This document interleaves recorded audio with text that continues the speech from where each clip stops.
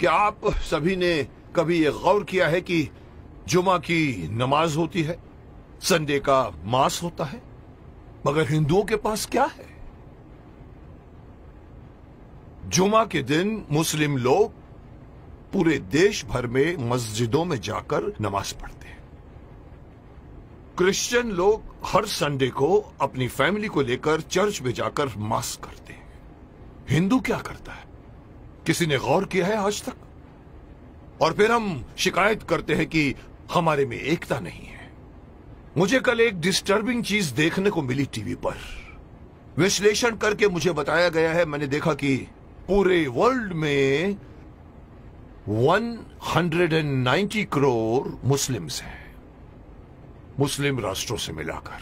हिंदुस्तान में 100 करोड़ हिंदू हैं, लेकिन वो 190 करोड़ मुस्लिम एक कॉल पर इकट्ठे हो सकते हैं, हो जाते हैं। अगर मैं सिंपल वे से कहूं, एक सीटी मारते ही सब लोग एकजुट हो सकते हैं। क्रिश्चियन लोग मिलकर एक दूसरे से फोर्स बन सकते हैं, लेकिन हिंदुओं का क्या भाई? कोई हिंदुओं के पास में कोई एक ऐसी मैकेनिज्म है जिसके द्वारा पूरे 100 करोड़ हिंदू जाने एक दूसरे को? अरे साहब, नेक्स्ट फ्लैट में कौन रहता है हमें यह भी नहीं पता होता। मुंबई सिटी या हर सिटी की ये बात है। मैं ये कहना चाहता हूं कि हिंदुओं को अगेन मैं वही कहूंगा कि मैं कहना चाहता हूं कि मुझे पता नहीं कि मेरी बात में कितना वजन है, लेकिन मैं पूरे देश के धर्माचार्यों को, मैं देश के पूरे संत समाज के जो बड़े बड़े आसीन पदासीन है, मैं उनको कहना चाहूंगा, आह्वान कीजिए, आप एक दिन मुकर्रर कीजिए, एक दिन फिक्स कीजिए, हफ्ते में एक दिन आप अपना लीजिए। और अगर मुझसे पूछो तो वो मंगलवार आ सकता है, क्योंकि मंगलवार हनुमान का दिन है, हनुमान जी का दिन है। एक दिन मुकर्रर कीजिए, एक दिन फिक्स कीजिए, जिसमें पूरे देश भर के लोग अपने अपने इलाके के मंदिरों में जाकर 1 घंटे के लिए बैठ जाएं। क्या करेंगे आप लोग बैठकर? मुस्लिम लोग नमाज पढ़ते हैं, क्रिश्चियन लोग उनका एक अपना सिस्टम होता है, उनके फादर बोलते हैं। आप लोगों को, हिंदुओं को, कोई सिस्टम बनाने की कोई जरूरत नहीं, कोई आरती नहीं, कोई पूजा नहीं। आप ओमकार नाथ का जाप कीजिए। ओम,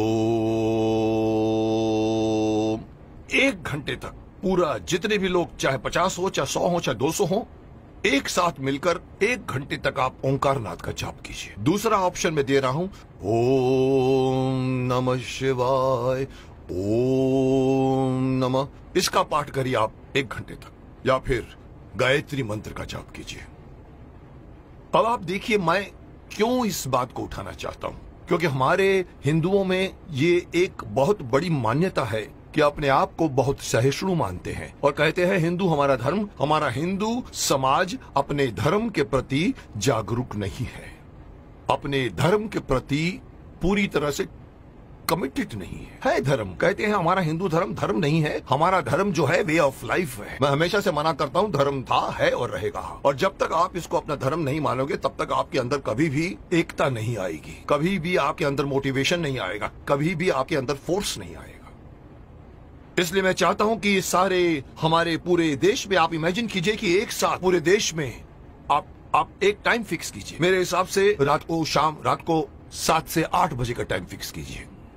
सब लोग अपना अपना काम छोड़कर अपने नजदीक के मंदिर में जाएं, 1 घंटा बैठें और 1 घंटा बैठ के अपनी सभा होगी, जिसका नाम मैं सजेस्ट करना चाहता हूं। हो सकता है नाम इसका मंगल धार्मिक सभा हो सकती है, या मंगल धार्मिक मिलन हो सकता है, या मंगल धार्मिक मिलाप हो सकता है।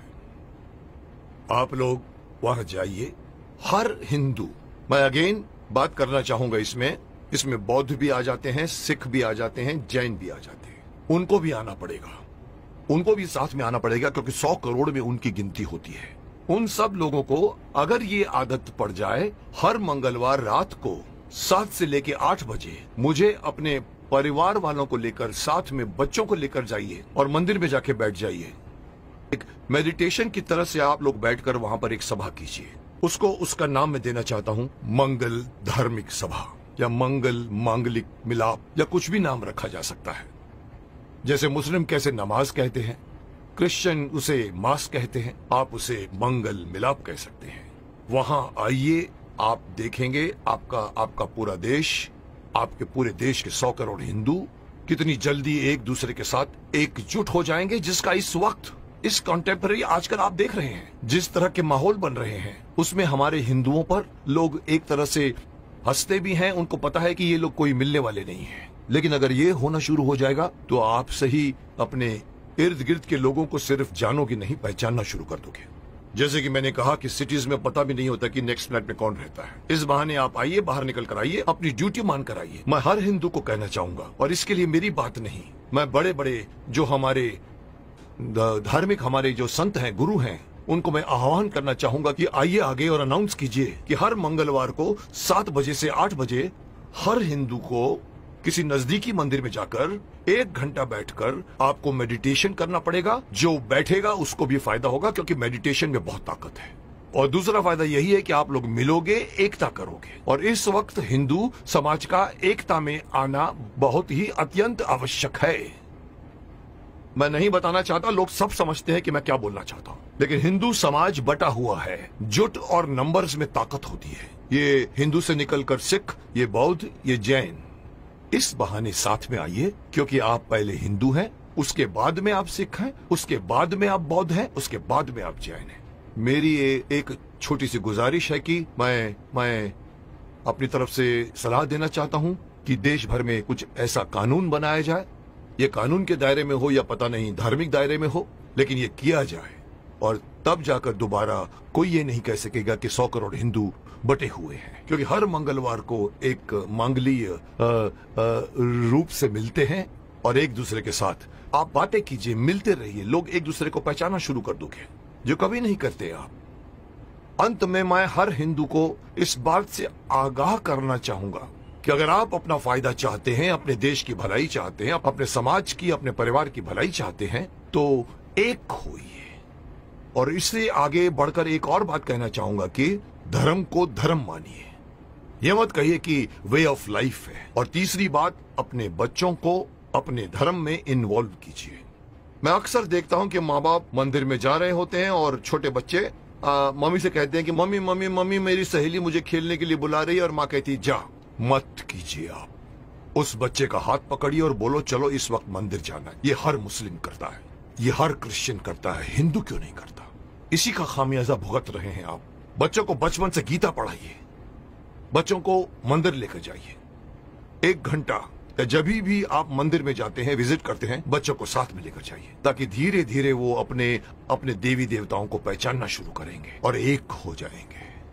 अब कोई मुझसे पूछेगा सर आपकी ये बात क्यों माने हम लोग, आप होते कौन है हमें ये बात कहने वाले? तो मैं सिर्फ शक्तिमान का एक डायलॉग आपको बताना चाहूंगा, जिसमें पूछा था कि आप कौन है, तो वो कहता है कि ना तो मैं कोई अवतार हूं, ना ही कोई फरिश्ता, बुराई का दुश्मन हूं, सच से है मेरा रिश्ता।